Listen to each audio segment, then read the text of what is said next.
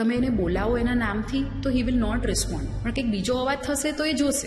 So it is not a hearing issue. પણ એ ઓટિઝમને તમે એકદમ સિમ્પ્લિફાય કરીને, ઓટિઝમ એટલે શું, તેના પ્રાઇમરી લક્ષણો કયા કયા છે, એના પ્રિકોશનરી એક્શન્સ કયા કયા છે, એ સમજાવો. Right. So autism is autistic spectrum disorder, એટલે એક સ્પેક્ટ્રમ છે. એક સૌથી ઇમ્પોર્ટન્ટ છે જે કોમનલી પેરેન્ટ્સ કહે છે speech delay, but it is basically lack of communication. જેમ આપણે વાત કરી રહ્યા છે એવી રીતે બચ્ચું રિસ્પોન્ડ નહીં કરે, એ કમ્યુનિકેશન ગેપ હોય. તમે એને બોલાવો એના નામથી તો હી વિલ નોટ રિસ્પોન્ડ, પણ કંઈક બીજો અવાજ થશે તો એ જોશે.